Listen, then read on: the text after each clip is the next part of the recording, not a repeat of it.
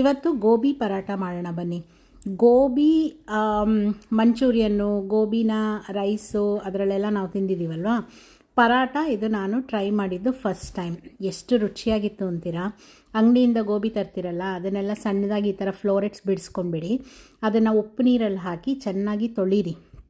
ಅದರಲ್ಲಿರೋವಂಥ pesticides ಅಥವಾ ಒಂದೊಂದು ಗೋಬಿನಲ್ಲಿ ಹುಳ ಎಲ್ಲ ಇರುತ್ತೆ, ಅದನ್ನೆಲ್ಲ ಚೆನ್ನಾಗಿ ನೋಡಿ ಅದನ್ನು ತೊಳೆದಿಟ್ಕೊಂಡು ಈ ಥರ ಗ್ರೇಟರಲ್ಲಿ ಅದನ್ನು ಹಾಕಿ ನಾನು ಸ್ವಲ್ಪ ಸ್ವಲ್ಪ ಫ್ಲೋರೆಟ್ಸ್ನೇ ಹಾಕಿ ಚೆನ್ನಾಗಿ ಪುಡಿ ಥರ ಮಾಡ್ಕೊಂಡಿದ್ದೀನಿ. ಅಂದರೆ ಸಣ್ಣದಾಗಿ ಹೆಚ್ಚಿಟ್ಕೊಂಡಿರೋ ಥರ. ಹೆಚ್ಚಕ್ಕಿಂತ ಇದು ಬೆಸ್ಟು, ತುಂಬ ಚೆನ್ನಾಗಾಗುತ್ತೆ ಇದು ಗ್ರೇಟರಲ್ಲಿ. ಒಳ್ಳೆ ಆಪ್ಷನ್ ಇದು ಯೂಸ್ ಮಾಡೋಕ್ಕೆ, ಗೋಬಿನ ಪುಡಿ ಪುಡಿ ಮಾಡ್ಕೊಳ್ಳೋಕ್ಕೆ.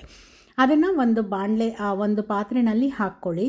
ಪಾತ್ರೆಯಲ್ಲಿ ಹಾಕ್ಕೊಂಡ್ಮೇಲೆ ಒಂದು ಅರ್ಧ ಚಮಚದಷ್ಟು ಅರಿಶಿನ ಮತ್ತು ಉಪ್ಪು ಜಾಸ್ತಿ ಹಾಕೋಕ್ಕೆ ಹೋಗಬೇಡಿ. ಒಂದು ಅರ್ಧಕ್ಕಿಂತ ಒಂಚೂರು ಕಡಿಮೆ ಉಪ್ಪು ಮತ್ತು 1 ಸ್ಪೂನಷ್ಟು ಚಿಲ್ಲಿ ಪೌಡರ್ ಹಾಕ್ಕೊಂಡಿದ್ದೀನಿ. ಇದು ಚೆನ್ನಾಗಿ ಖಾರ ಹಿಡಿಯುತ್ತೆ.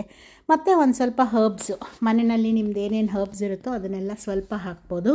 ಒಂದು ಅರ್ಧ ಚಮಚದಷ್ಟು ಕೊರಿಯಾಂಡರ್ ಪೌಡರ್, ಧನಿಯಾ ಪುಡಿ, ಮತ್ತು 1/4 ಚಮಚದಷ್ಟು ಗರಂ ಮಸಾಲ ಪುಡಿ. ಇದಿಷ್ಟು ಹಾಕಿ ಚೆನ್ನಾಗಿ ಮಿಕ್ಸ್ ಮಾಡಿ. ಆ ಗೋಬಿಗೆಲ್ಲ ಈ ಮಸಾಲ ಚೆನ್ನಾಗಿ ಹಿಡ್ಕೋಬೇಕು. ಆ ಥರ ಅಲ್ಲಿವರೆಗೂ ಚೆನ್ನಾಗಿ ಕೈ ಆಡಿ ಚೆನ್ನಾಗಿ ಮಿಕ್ಸ್ ಮಾಡಿ ಸೈಡಲ್ಲಿಡಿ. ಒಂದು ಸ್ವಲ್ಪ ಹೊತ್ತು ಇಟ್ಟರೆ ಏನಾಗುತ್ತೆ, ಎಲ್ಲ ಆ ಸಣ್ಣ ಸಣ್ಣ ಗೋಬಿಗೂ ಎಲ್ಲ ಮಸಾಲೆ ಹೀರ್ಕೊಂಡು ಅದು ಫಿಲ್ಲಿಂಗ್ ರೆಡಿ ಆಗ್ತಾ ಹೋಗುತ್ತೆ. ಆಲೂ ಫಿಲ್ಲಿಂಗ್ ಥರ ಎಲ್ಲ ಇದು ಒಂದಕ್ಕೊಂದು ಅಂಟ್ಕೊಳ್ಳಲ್ಲ, ಬಟ್ ಏನೂ ತೊಂದರೆ ಆಗಲ್ಲ. ಅಂದರೆ ನೀವು ಲಟ್ಸೋಕ್ಕೆ ಆಚೆ ಬಂದುಬಿಡತ್ತಾ, ಇದು ಲಟ್ಸೋಕ್ಕಾಗುತ್ತಾ ಇಲ್ವಾ, ಆ ಥರ ಎಲ್ಲ ಏನೂ ತೊಂದರೆ ಆಗಲ್ಲ. ಮುಂಚೆನೇ ನಾನು ಚಪಾತಿ ಹಿಟ್ಟು ರೆಡಿ ಮಾಡ್ಕೊಂಡಿದ್ದೆ. ಅದನ್ನು ಲಟ್ಟಿಸಿ ಅದರೊಳಗಡೆ, ಅಂದರೆ ಒಂದು ಸ್ವಲ್ಪ ಲಟ್ಟಿಸಿ ಅದರೊಳಗಡೆ ಫಿಲ್ಲಿಂಗ್ ಹಾಕಿ ಈ ಥರ ಚೆನ್ನಾಗಿ ಮುಚ್ಚಿ, ಓಪನಿಂಗ್ ಇಲ್ವಾ ಅಂತ ನೋಡ್ಕೊಳ್ಬೇಕು. ಇಲ್ಲದಿದ್ದರೆ ಸ್ಲ್ಯಾಬ್ಗೆ ಇಲ್ಲಾಂದರೆ ನಿಮ್ಮ ಲಟ್ಟಣಿಗೆಗೆ ಮೆತ್ಕೊಂಡ್ಬಿಡುತ್ತೆ. ಆಮೇಲೆ ಹಿಟ್ಟು ಹಾಕಿ ಚೆನ್ನಾಗಿ ಲಟ್ಟಿಸಿ, ಎರಡೂ ಕಡೆ ಲಟ್ಟಿಸಿ. ಎಡ್ಜಸ್ಸು ಸ್ವಲ್ಪ ಆದಷ್ಟು ಸಣ್ಣಗಾಗೋ ಥರ ನೋಡಿಕೊಂಡು ಲಟ್ಟಿಸಿ. ಇದು ಪರಾಟ ಅಲ್ವಾ, ಚಪಾತಿ ಥರ ನಾವು ತುಂಬ ತೆಳುವಾಗೂ ಲಟ್ಸೋಕ್ಕಾಗೋದಿಲ್ಲ. ಇದು ಪರಾಟ ಹೀಗೇ ನಿಧಾನಕ್ಕೆ ಲಟ್ಟಿಸ್ಬೇಕು. ಜಾಸ್ತಿ ಫೋರ್ಸ್ ಹಾಕಿದ್ರೆ ಮೆತ್ಕೊಂಡ್ಬಿಡುತ್ತದು ಲಟ್ಟಣಿಗೆಗೆ ಇಲ್ಲ ಸ್ಲ್ಯಾಬ್ಗೆ.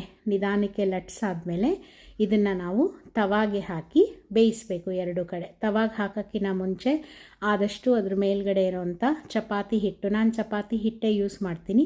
ಕೆಲವರು ಅಕ್ಕಿ ಹಿಟ್ಟು ಅಥವಾ ಮೈದಾ ಹಿಟ್ಟು ಯೂಸ್ ಮಾಡ್ತಾರೆ. ಅದನ್ನು ಚೆನ್ನಾಗಿ ಎರಡೂ ಕಡೆ ಕೊಡುಕ್ಬಿಟ್ಟು ಆಮೇಲೆ ನಾವು ತವಾ ಮೇಲೆ ಹಾಕೋಣ. ಫಸ್ಟ್ ನಾನು ತವಾ ಕಾದಿದೆ ಇಲ್ಲಿ, ಆ ತವಾ ಮೇಲೆ ಬೆಣ್ಣೆ ಹಾಕಿ ಈ ಥರ ರೆಡಿ ಮಾಡ್ಕೊಂಡಿದ್ದೀನಿ ನಾನು ಪರಾಟ ಬೇಯಿಸೋಕ್ಕೆ ಅಂತ.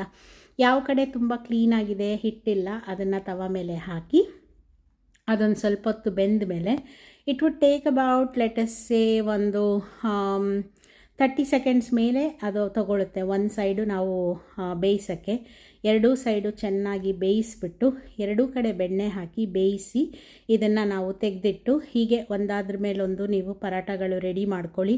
ಮಕ್ಕಳಿಗೆ ಸಣ್ಣದಾಗಿ ಕಟ್ ಮಾಡಿ ಇದ್ರ ಜೊತೆ ಒಂಚೂರು ಮೊಸರು, ಚಟ್ನಿ, ಗ್ರೀನ್ ಚಟ್ನಿ ಅಥವಾ ಉಪ್ಪಿನಕಾಯಿ, ಪರಾಟನ ಬೇರೆ ಬೇರೆ ಥರ ನಾವು ತಿನ್ಬೋದು. ಟ್ರೈ ಮಾಡಿ, ನೋಡಿ, ಲೈಕ್ ಮಾಡಿ, ಸಪೋರ್ಟ್ ಮಾಡಿ. Thank you.